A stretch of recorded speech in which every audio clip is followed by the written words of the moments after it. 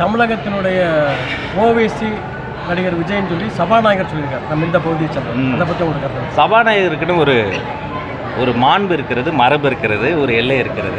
சபாநாயகர் என்பவர் கட்சியினுடைய பிரதிநிதி கிடையாது, கட்சிகளின் பிரதிநிதி.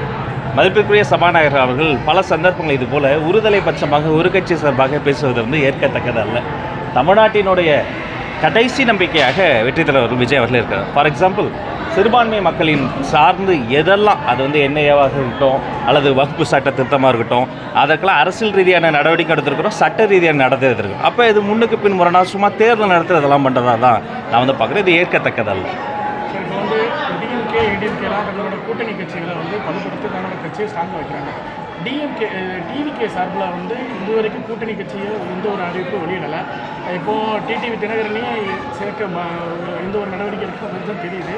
இப்போது பேரண்ட்ஸ் ஓபிஎஸும் தேமுதிகவும் இருக்காங்க. அவங்கள தங்களோட கட்சிக்கு சார்பில் இருக்க எதுவும் நடவடிக்கை எடுக்கிறீங்களா? ஏன் நிறைய பேர் இருக்காங்களே, இன்னும் நிறைய பேர் இருக்காங்களே, நிறைய பேர் வருவாங்களா சார்? அதாவது நம்முடைய தமிழக வெற்றி எல்லாரும் சொல்லுங்க. புதிய தமிழர் இருக்கு, ராமதாஸ் ஐயா இருக்காரு, சசிகலாமா இருக்கிறாங்க, கம்யூனிஸ்ட் கட்சிகள் இருக்காங்க, காங்கிரஸ் கட்சி இருக்கு, எஸ்டிபிஐ இருக்கு, கூட்டணிக்குள்ள இருக்கிற விடுதலை சிறுத்தைகள் இருக்கு, மார்க்சிஸ்ட் இருக்கு, வெளில இருக்கிற ஆம் ஆத்மி இருக்கு, நிறைய பேர் இருக்காங்கன்னா தமிழக வெற்றி கழகத்தை பிறகு ஒரு சின்ன வித்தியாசம்.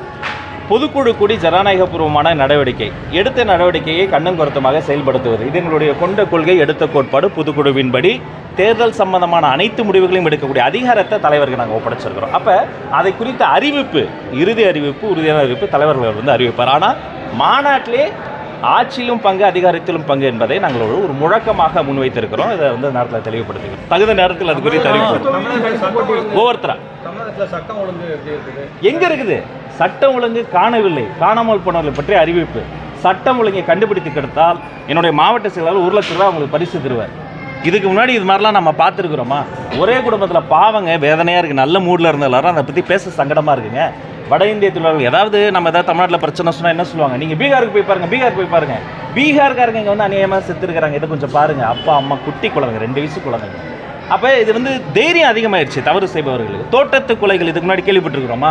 இப்போ தோட்டத்து கொலை நடந்திருக்கு. பள்ளிக்கூட மாணவர்களுங்க, சீருடை அணிந்த மாணவர்கள் வன்முறை. அப்போ எல்லா குற்றங்களும் பெரும் குற்றம். அந்த குற்றங்களிலே தாய் குற்றம்னா இந்த போதை குற்றம் தான். அப்போ இந்த மது, போதை, கஞ்சா பழக்க வழக்கங்கள், இந்த புழக்கங்கள்லாம் அனைத்து குற்றங்களும் அதிகரித்து என்ன தப்பு பண்ணாலும் வெளில வரலான்னு சட்ட சமூக விரோதிகளுக்கு தைரியம் அதிகமாகிடுச்சு. அதனால் சட்டம், சமூக அமைதி எதுவுமே இல்லை. கண்டுபிடிச்சோன்னா சொல்லுங்க, பரிசு கொடுத்துருக்கேன்னா கொடுத்துருங்க. சரி, வேற திமுக அதிமுக மாற்றம் இப்போ எந்த கட்சியுமே 6% மேலே எம்ஜிஆர் மறைவுக்கு அப்புறம் செலுத்தது கிடையாது. ஆனால் இப்போ அந்த கருத்து கணிப்பு டிவிக்கு 20% போட்டிருக்காங்க. இப்போ நம்ம திமுக கோட்டை சென்னையிலே 5 சீட்டு போட்டிருக்காங்க. இதை பற்றி ஒரு கருத்து சார்? நான் இப்பவும் சொல்கிறேங்க, இந்த கருத்து கணிப்பு என்பது டிப் ஆஃப் ஐஸ்பர்க்னு சொல்லுவோம். ஏதோ ஒரு சின்ன ஐஸ் கட்டி மாதிரி இருக்கும். ஆனால் ஆழமாக போய் பார்த்தாலும் அது ஒரு பெரிய பனிப்பாறை மட்டுமல்ல, பெரிய மலையாகவே இருக்கும். இன்னும் பல அதிர்ச்சி இருக்குது.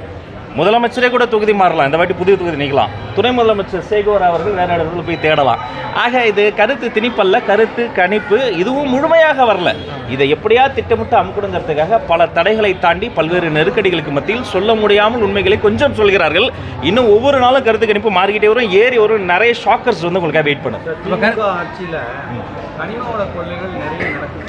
அதை வெளிக்கொண்டு வரக்கூடிய செய்தியாளர்கள் தாக்குதலும் வன்மையாக கண்டிக்கிறேன். இது ஏற்புடையதே இல்லை. தயவு செய்து ஊடக நண்பர்கள் நிறைய பேர் இருக்கீங்க, ஆர்ப்பாட்டம் வச்சிருக்கீங்களா?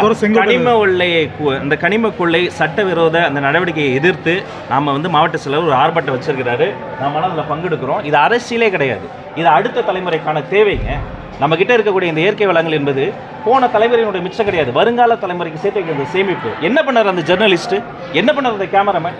நியூஸ் தமிழ் தொலைக்காட்சியினுடைய கேமராமேன், அந்த ஜெர்னலிஸ்ட், அங்கே போன நண்பர்கள் 50 பேர் போய் மனிதாபிமானம் இல்லாமல் முரட்டுத்தனமாக, காட்டுமிராண்டித்தனமாக தாக்குதல் நடத்தியிருக்கிறாங்க. இது ஏற்புடையதே அல்ல. நியாயப்படி தயவு செய்து இந்த அரசியல் மாற்றங்களை தாண்டி ஆளும் அரசுக்கு கொஞ்சோண்டு மனசாட்சி மிச்சம் இருந்தால் இதற்கு பின்னால் இருக்கக்கூடியவர்கள் மீது கடுமையான நடவடிக்கை எடுங்க. இந்த ரிப்போர்ட்டர்ஸ் இல்லைன்னா நாங்கள் இல்லை, இந்த ரிப்போர்ட்டர்ஸ் இல்லைன்னா மக்களினுடைய பிரச்சனைகளுக்கு குரல் கொடுக்க ஆள் இல்லை, இந்த ஊடகம் இல்லைன்னா நீங்களே இல்லை. இந்த ஊடகங்கள் தான் நீங்கள் வந்தீங்க. தயவு செய்து இந்த தாக்குதல் யார் இருந்தாலும் கட்சி பாகுபாடு இல்லாமல் முதலமைச்சர் அவர்கள் மிக கடுமையாக நடவடிக்கை எடுக்க வேண்டும் என்று தமிழக வெற்றி கழகம் சார்பாக கேட்டுக்கொள்கிறேன். புதிய தமிழகம் கட்சி நிறுவனர் தலைவர் டாக்டர் கிருஷ்ணசாமி ஆட்சியிலும் பங்கு, அதிகாரத்திலும் பங்கு என்ற கோட்பாடாக தொடர்ந்து பேச்சுவார்த்தை தமிழக வெற்றி கழகத்தில் அந்த மாதிரி பேச்சுவார்த்தை நாங்கள் கொள்கை முழக்கமாகவே வச்சுட்டோம். அண்ணன் திருமாவளவன் அவர்கள் எல்லோரும் ஒரு திசையில் செல்கிற பொழுது அந்த திசையை வெளுக்கக்கூடிய மிகப்பெரிய ஒரு தலைவர், மதிப்புக்குரிய எதிர்க்கட்சி தலைவர் எடப்பாடி பழனிசாமி அவர்கள் இன்னொரு பக்கம் இருக்கிறாரு, கம்யூனிஸ்ட் ஒரு பக்கம் இருக்கிறாங்க. அப்போ இவங்க எல்லாருமே ஒரு பக்கத்தில் இருந்தாலும் இதுவரைக்கும் யாருமே இந்த கூட்டணியில் உழைத்த அந்த ஷேர் ஹோல்டர்ஸ்க்கான ஆட்சி அதிகாரத்தை ஷேர் பண்ணல. அவங்க ஓட்டை ஷேர் பண்ணீங்க, காங்கிரஸ் ஓட்ட வேண்டாமா? காங்கிரஸ் ஓட்டு ஒரு தொகுதியில் 3000 தான் இருக்குது, 4000 தான் இருக்குன்னு இல்லையே நகையாடுறீங்க. இப்போ அது அவங்க பிரச்சனை இருந்தாலும் நீங்கள் கேட்டதால சொல்கிறேன். திமுகவினுடைய மதிப்பிற்குரிய புது செயலாளர் அண்ணன் துரைமுருகன் எத்தனை ஓட்டில் ஜெயிச்சாரு? 783 பாருங்க. அப்போ காங்கிரஸ் ஓட்டு வாங்காமல் நீங்கள் ஜெயிச்சிட்டிங்களா? விடுதலை சிறுத்தைகள் இல்லாமல் ஜெயிச்சிட்டிங்களா? புதிய தமிழகம் இல்லாமல் அவங்க போராட்டங்கள் நீங்கள் பார்க்காம இந்த சமூக விடுதலை சாத்தியமா? அப்போ எல்லோருக்கும் எல்லாமுங்கும் போது அது அதிகாரமும் இருக்குது. நான் எல்லா கட்சிகளும் ஒன்று சொல்லிக்கிறேன், நீங்கள் அதிகாரத்திடம் கேட்க வேண்டியது என்ன தெரியுமா? ஒத்த சீட்டு 2 சீட்டு கிடையாது, அதிகாரத்திடம் கேட்க வேண்டியது அதிகாரம் தான்.